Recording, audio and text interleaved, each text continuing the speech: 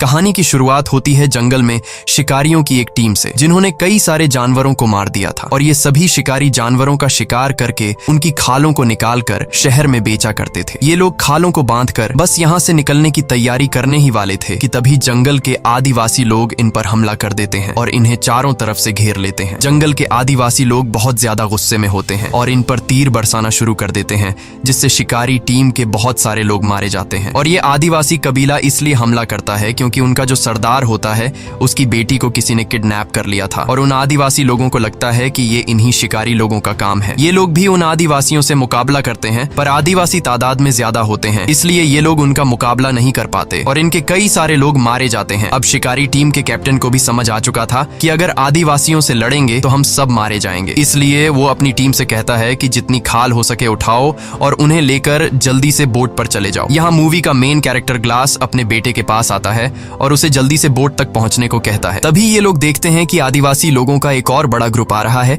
इसलिए ये लोग लड़ना छोड़ देते हैं और अपनी जान बचाने के लिए तेजी से बोट की तरफ भागते हैं। इसी बीच शिकारी टीम के और भी कई सारे लोग मारे जाते हैं। बस कुछ ही लोग बोट तक पहुंचकर यहाँ से निकल जाते हैं। उनके जाने के बाद आदिवासी लोग शिकारियों से बची सारी खालों पर कब्जा कर लेते हैं और कबीले के सरदार को यहाँ अपनी बेटी नहीं मिलती। अब कबीले का सरदार अपने लोगों से कहता है कि यहाँ पर जितनी भी उन अमेरिकन शिकारियों से खालें बची हैं उन्हें उठा लो। इन खालों को हम फ्रेंच शिकारियों को दे देंगे, बदले में हम उनसे घोड़े और बंदूकें ले लेंगे और मेरी बेटी को तब तक ढूंढते रहेंगे जब तक वो मिल नहीं जाती। दूसरी तरफ ये अमेरिकन शिकारी लोग काफी दूर जाने के बाद भी डरे हुए होते हैं और बंदूक तान कर तैयार रहते हैं, क्योंकि उन्हें भी पता था कि वह आदिवासी लोग इनका इतनी आसानी से पीछा नहीं छोड़ेंगे और वो कभी भी इनके ऊपर हमला कर सकते हैं। अब यहाँ पर इन लोगों को समझ नहीं आ रहा होता कि हमें किस तरफ जाना चाहिए। तब कैप्टन ग्लास से पूछता है कि हमें क्या करना चाहिए। ग्लास कहता है कि हमें इस बोट को छोड़ के जमीन के रास्ते चलना चाहिए, क्योंकि वो आदिवासी लोग नदी को फॉलो करते हुए जल्दी हमारे तक पहुंच जाएंगे, इसीलिए जमीन ही हम सबके लिए सबसे सेफ रास्ता है। लेकिन ग्लास की इस बात से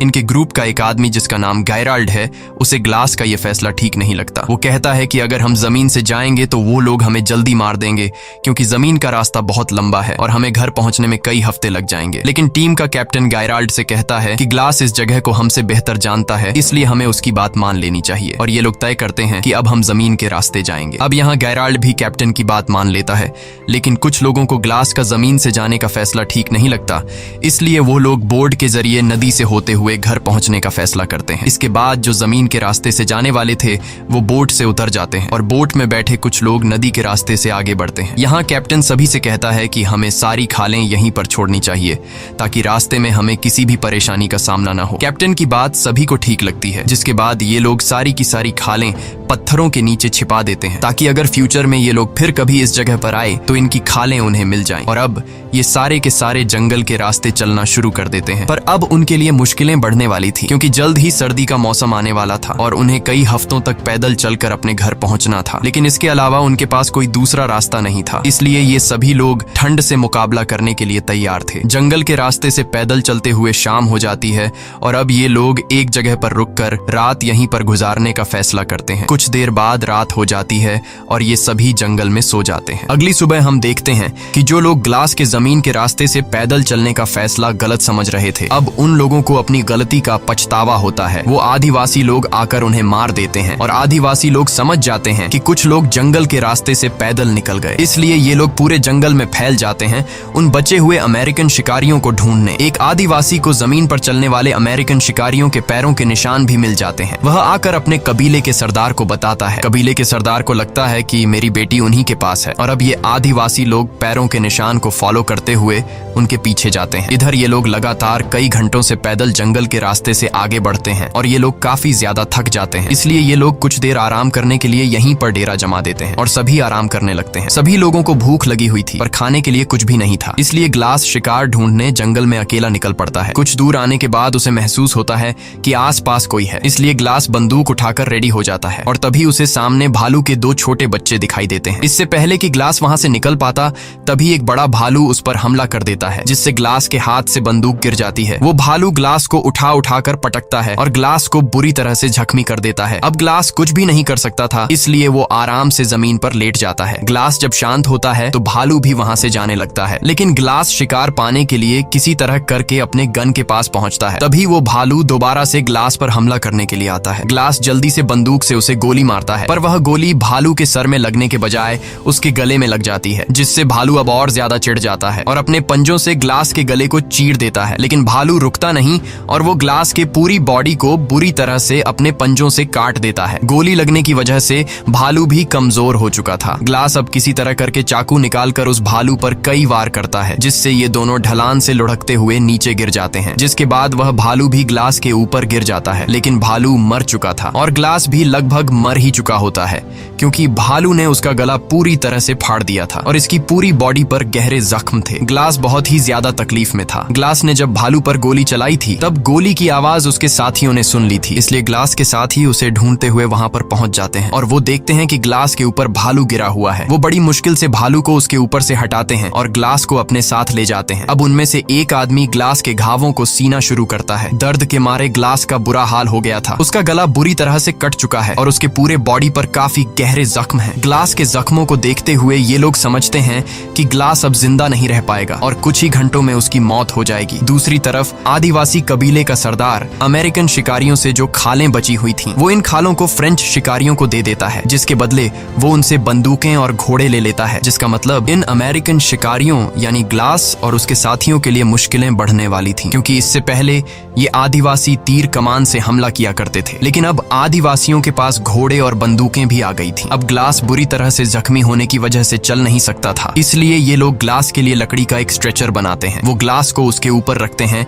और आगे बढ़ना शुरू करते हैं। इस तरह से ये लोग बारी बारी से ग्लास को उठाते हैं। ये लोग ग्लास को काफी दूर तक ले आते हैं, पर आगे का रास्ता बहुत ही मुश्किल था, क्योंकि आगे एक ऊंचा पहाड़ था जहां से इन लोगों को गुजरना था। ये पहाड़ी रास्ता इतना खराब था कि वहां से अकेला आदमी भी ठीक से नहीं चढ़ पाता था, इसलिए ग्लास को यहाँ से चढ़ाना नामुमकिन था। ये लोग फिर भी कोशिश करते हैं, पर ये लोग ग्लास को नहीं चढ़ा पाते। तभी उनका जो कैप्टन होता है वो अपने एक आदमी को बोलता है कि ग्लास के मुंह पर कपड़ा रखो। दरअसल वो ग्लास को गोली मारने वाला होता है, क्योंकि उसको लगता है कि ग्लास तकलीफ से गुजर रहा है और वैसे भी ग्लास अब बच नहीं सकता। ग्लास दर्द से तड़प रहा होता है और उसको यहाँ से घर ले जाना लगभग नामुमकिन है। कैप्टन ग्लास को मारने ही वाला होता है कि तभी ग्लास का बेटा सामने आकर बोलता है कि ऐसा मत करो। कैप्टन को उस पर तरस आ जाता है और वो ग्लास को गोली नहीं मार पाता, क्योंकि ग्लास की वजह से ये सभी जिंदा बचे होते हैं। कैप्टन वहाँ पर मौजूद सभी लोगों से कहता है कि जो भी 2 लोग ग्लास के मरने तक उसके पास रुकेंगे उसे गाँव वापस आते ही $70 दिए जाएंगे। कैप्टन कहता है कि ग्लास ने हम सबकी मदद की है और कैप्टन चाहता था कि ग्लास को नेचुरल डेथ मिले और जब ग्लास मर जाए तो उसका अंतिम संस्कार करके वो 2 लोग भी वापस आ जाएं। अब ग्लास का बेटा फौरन बोलता है कि मैं रुकूंगा, और वहाँ पर एक लड़का और होता है जिसका नाम फ्रेजर है। वो कहता है कि मैं रुकूंगा चाहे $70 मिले या ना मिले। अब ग्लास का बेटा हॉक और फ्रेजर दोनों उम्र में छोटे थे, इसलिए कैप्टन कहता है कि एक और आदमी भी इनके पास रहना चाहिए। यहाँ गेराल्ड सामने आकर बोलता है कि मैं रुकूंगा, पर $70 बहुत कम है। तब कैप्टन बोलता है ठीक है, $100 मिलेगा। और तभी जो ग्लास का बेटा और जो दूसरा लड़का होता है वो कहते हैं कि तुम हमारे डॉलर भी रख सकते हो। ये सुनकर गेराल्ड कहता है $300 काफी है, इससे मैं अपना घर खरीद सकता हूँ, और वैसे भी 2 से 3 दिनों की बात है, इससे ज्यादा दिन ग्लास जिंदा नहीं बच पाएगा। और गेराल्ड भी उनके साथ रुकने के लिए तैयार हो जाता है। अब ये 3 लोग ग्लास के पास यहाँ पर रुक जाते हैं और बाकी सब आगे निकल जाते हैं। गेराल्ड ग्लास के पास ही बैठ जाता है और ग्लास के मरने का इंतजार करने लगता है, लेकिन ग्लास मरने का नाम तक नहीं ले रहा होता। अगले दिन ग्लास का बेटा और वो दूसरा लड़का पेट भरने के लिए शिकार और पीने के लिए पानी लेने चले जाते हैं। तब गेराल्ड पास ही में एक घड़ा खोदने लग जाता है, लेकिन गेराल्ड ऐसा क्यों कर रहा है? क्या वह ग्लास को जिंदा दफनाने का सोच रहा है? ये तो हमें आगे ही पता चलेगा। इस तरह से और भी कई घंटे गुजर जाते हैं और जब गेराल्ड देखता है कि ग्लास अभी तक नहीं मरा, तब वो गुस्से से ग्लास के पास आता है और ग्लास से कहता है कि तुम मरते क्यों नहीं? तुम्हारी वजह से हम सबकी जान चली जाएगी, क्योंकि आदिवासी लोग अभी भी पागलों की तरह हमें ढूंढ रहे हैं, और अगर आदिवासी यहाँ पर आ गए तो वो हम सबको मार देंगे और तुम अपनी जान जान देकर अपने बेटे की और हम सबकी जान बचा सकते हो। अब गेराल्ड ग्लास से कहता है कि अगर तुमने अपनी पल के नीचे झपका ली तो मैं समझ जाऊंगा कि तुम मरने के लिए तैयार हो। ग्लास बेचारा काफी देर तक कोशिश करता है कि उसकी पलकें न झपके, लेकिन तब गेराल्ड उसे कहता है कि मुझे लगता है कि तुम अपने बेटे को भी नहीं बचाना चाहते। ग्लास गेराल्ड की बात सुनकर अपने बेटे को बचाने के लिए अपनी पलकें नीचे झपका देता है। ये देखकर गेराल्ड ने उसके मुंह में कपड़ा घुसाकर उसकी सांस रोक दी और ग्लास अब तड़प कर मर रहा होता है। तभी ग्लास का बेटा आकर गेराल्ड को बंदूक से पीछे धकेल देता है। ग्लास का बेटा गेराल्ड पर बंदूक तान देता है और उसे मारने की धमकी देता है। गेराल्ड उसे समझाने की कोशिश करता है कि मैं ऐसा क्यों कर रहा था, लेकिन ग्लास का बेटा उसकी कोई बात नहीं सुनता और चिल्लाने लग जाता है, जिसके बाद गेराल्ड ग्लास के सामने ही उसके बेटे को पेट में चाकू मारकर मार डालता है। ग्लास का गला पूरी तरह से कटा होता है, इसलिए वो चिल्ला भी नहीं पाता। वो सिर्फ अपने बेटे को मरता हुआ देखता है और गेराल्ड उसके बेटे को उठाकर दूर एक जगह में छिपा देता है ताकि जब वह तीसरा लड़का वहां पर आए तो वह इसे न देख पाए। कुछ देर बाद जब वह लड़का वहां पर आता है,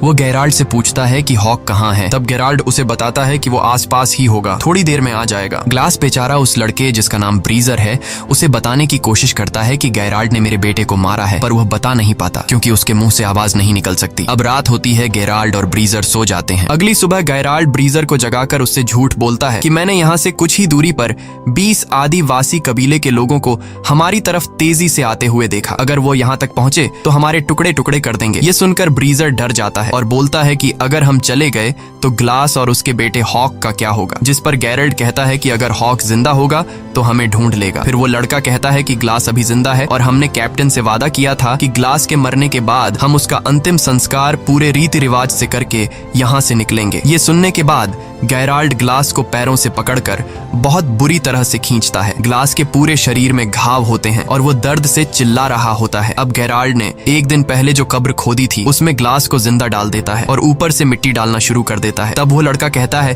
कि ये तुम क्या कर रहे हो। गेराल्ड कहता है कि ये आज नहीं तो कल मर ही जाएगा और जैसा कि हमने वादा किया था उसका अंतिम संस्कार पूरे रीति रिवाज से किया जाएगा, तो मैंने अपना वादा पूरा कर लिया है। वो उसके ऊपर थोड़ी सी मिट्टी डाल देता है और वहां से चला जाता है और उस लड़के को बोलता है कि तुम भी मेरे साथ चलो। ब्रीजर को ग्लास के इस हाल के लिए बहुत दुख होता है। वो ग्लास से कहता है कि सॉरी मिस्टर ग्लास, मुझे जाना होगा, और ये कहकर वो पानी की एक बॉटल ग्लास के ऊपर रखकर वहां से निकल जाता है। अब यहाँ पर ग्लास अकेला है, वो तड़प रहा है। ग्लास कई घंटों तक उसी जगह पर जहाँ उसे दफनाकर चले गए थे अधमरी हालत में लेटा रहता है। वो सोचता है कि यहाँ पड़े पड़े वैसे भी मरना है तो क्यों न बचने की कोशिश की जाए। वो पूरी हिम्मत जुटाकर अपने हाथ पैर हिलाता है और बहुत तकलीफ से गुजरकर वो कब्र से बाहर निकलता है। ग्लास बहुत ज्यादा तकलीफ में होता है। वो रेंगते हुए सीधा उस जगह पर जाता है जहाँ उसके बेटे की लाश है। वो अपने बेटे की लाश को देखकर पूरी तरह से टूट जाता है और बदले की आग में जलने लगता है। उसके बाद वो अपने बेटे की लाश के ऊपर सिर रखकर सो जाता है। दूसरी तरफ सुबह होने पर गेराल्ड ब्रीजर को उठाकर कहता है कि जल्दी उठो, हमें यहाँ से निकलना होगा। आदिवासी कबीले के 12 लोग हमारे पीछे आ रहे हैं। ये सुनकर ब्रीजर गेराल्ड से कहता है कि तुमने तो कहा था हमारे पीछे 20 लोग लगे हैं। वो समझ जाता है कि गेराल्ड ने उससे झूठ कहा था, इसलिए वो गेराल्ड पर बंदूक तान लेता है। तब गेराल्ड ब्रीजर से कहता है कि तुम्हें तो मेरा शुक्रिया अदा करना चाहिए। मैंने तुम्हारी जान बचाई और तुम्हें डराना जरूरी था, क्योंकि एक अधमरे इंसान के साथ हम अपनी जान खतरे में नहीं डाल सकते थे। वैसे भी ग्लास मरने वाला था और अगर तुम जिंदा रहना चाहते हो तो मैं जैसा कहता हूँ वैसा करो, वरना तुम अकेले ग्लास के पास वापस जा सकते हो। ये सुनकर डर के मारे ब्रीजर गेराल्ड की बात मान लेता है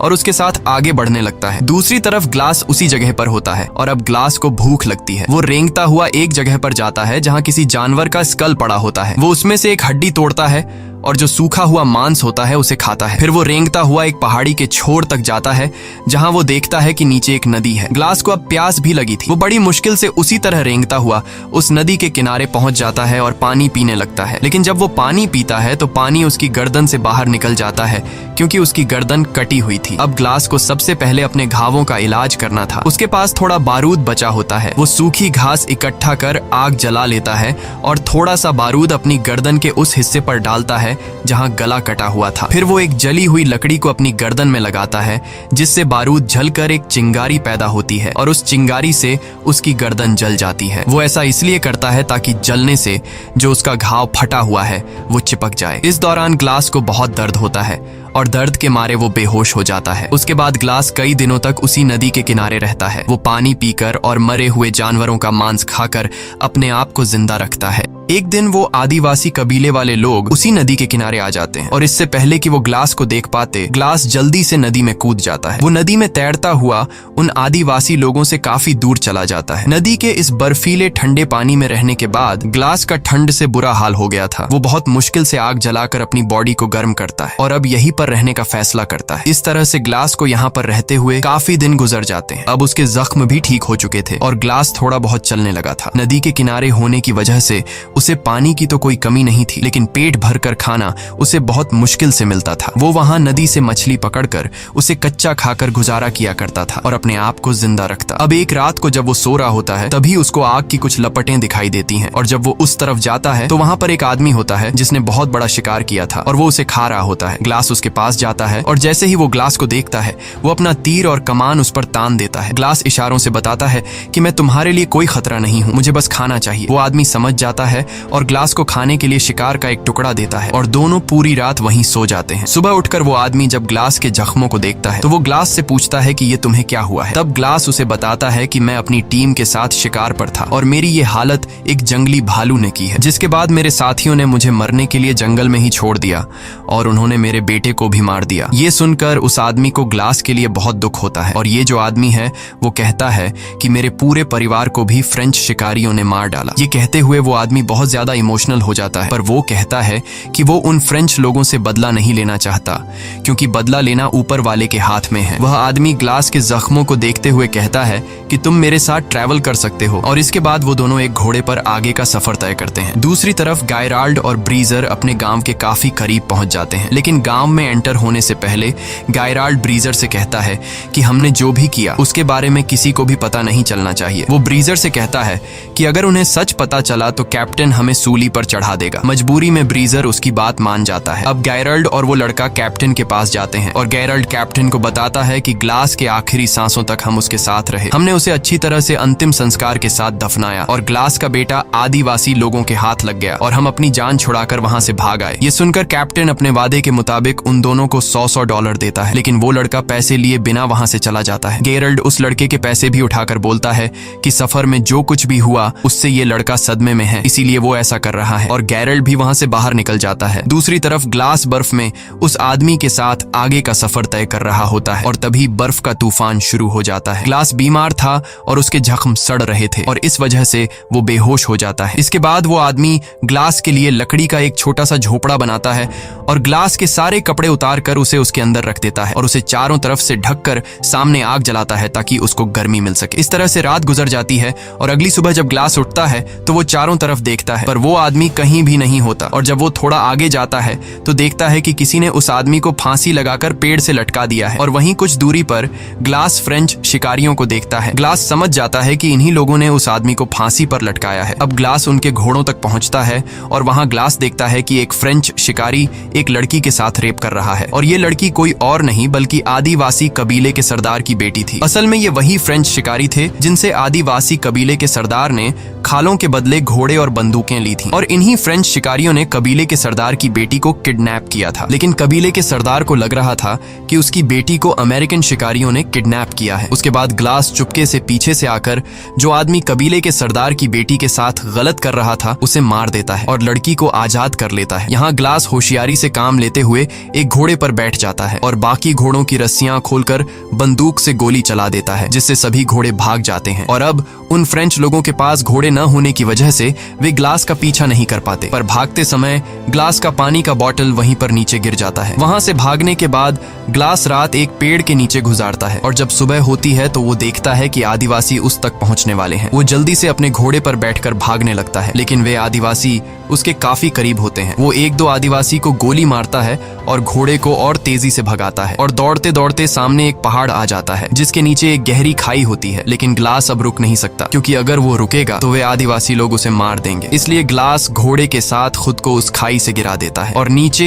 एक पेड़ से टकराता हुआ सीधा बर्फ में गिरता है। घोड़ा डायरेक्ट नीचे छोटे चट्टानों पर गिरने से मर जाता है, लेकिन ग्लास अभी भी जिंदा है क्योंकि वो पेड़ से टकराते हुए बर्फ की मोटी परत पर गिरता है, पर उसकी हालत अब काफी ज्यादा खराब होती है। तभी वहां तेज तूफान आता है है और ठंड बहुत ज्यादा बढ़ जाती है। अब अगर ग्लास ने अपने लिए कोई गर्म जगह नहीं ढूंढी तो वो ठंड में जमकर मर जाएगा। अब ग्लास ठंड से बचने के लिए घोड़े के पेट को काटता है और उसके अंदर से सभी पार्ट्स बाहर निकालता है और रात को वहीं सो जाता है, क्योंकि वो जानता है कि अगर वह बाहर रहा तो ठंड से मर जाएगा। वो किसी तरह पूरी रात उस घोड़े के पेट के अंदर गुजारता है। सुबह जब वो उठता है तो वो देखता है कि मौसम अब नॉर्मल हो चुका है और एक बार फिर से वो अपना सफर जारी रखता है। वहीं दूसरी तरफ हम देखते हैं कि जहां पर ग्लास को पहुंचना है वहां एक फ्रेंच शिकारी आता है और वह अमेरिकन शिकारियों से मदद मांगता है। ये लोग उसे अंदर ले आते हैं। कैप्टन उससे पूछता है कि आखिर तुम्हारे साथ क्या हुआ? तो वह आदमी बताता है कि एक आदमी आया था जिसने हमारे कैप्टन को मार दिया और फिर उसने हमारे सभी घोड़ों को आजाद कर दिया। असल में यह आदमी ग्लास की बात कर रहा था और जो आदमी कबीले के सरदार की बेटी के साथ गलत कर रहा था वह असल में उन फ्रेंच शिकारियों का कैप्टन था। वह आदमी बताता है कि घोड़ों के आजाद होने के बाद हमारी पूरी टीम बिखर गई। सर्दी के चलते हमारे कुछ लोग मर गए और कुछ को तो बेड़ियों ने मार दिया। सबूत के तौर पर यह आदमी इन लोगों को अपने साथियों का कुछ सामान दिखाता है और वह एक पानी की बोतल को दिखाते हुए कहता है कि जिस आदमी ने हमारे कैप्टन को मारा उसे जाते हुए यह पानी की बोतल गिर गई थी और यह वही बोतल होती है जो ब्रीजर ने ग्लास को उस जगह छोड़ते हुए उसके ऊपर रख कर आ गया था। ब्रीजर कहता है कि यह तो ग्लास की बोतल है जो कि मैंने उसे दी थी। अब ये लोग उस आदमी से पूछते हैं कि ग्लास ने तुम्हारे कैप्टन को कहाँ मारा था और वह आदमी 30 मील दूर वह जगह उन्हें बता देता है। जिसके बाद कैप्टन ब्रेजर और कुछ लोग ग्लास को ढूंढने के लिए घोड़ों पर निकल पड़ते हैं और यहाँ गेराल्ड को समझ आ जाता है कि अब वो फंसने वाला है। कई घंटों के सफर के बाद रात हो जाती है और ये लोग उस जगह तक पहुंच जाते हैं जहां पर उस आदमी को बोतल मिली थी। कैप्टन सभी लोगों को चारों तरफ ग्लास को ढूंढने के लिए कहता है और तभी उन्हें दूर से एक आदमी दिखाई देता है। जब ये लोग उसके करीब जाते हैं तो वो कोई और नहीं बल्कि ग्लास होता है और ग्लास को देखकर कैप्टन एकदम शॉक हो जाता है, क्योंकि गेराल्ड ने तो उसे मरा हुआ बता दिया था। कैप्टन ग्लास के पास आकर उससे पूछता है कि तुम्हारे साथ क्या हुआ था। तब ग्लास उसे सारी सच्चाई बता देता है। जिसके बाद कैप्टन गेराल्ड को पकड़ने के लिए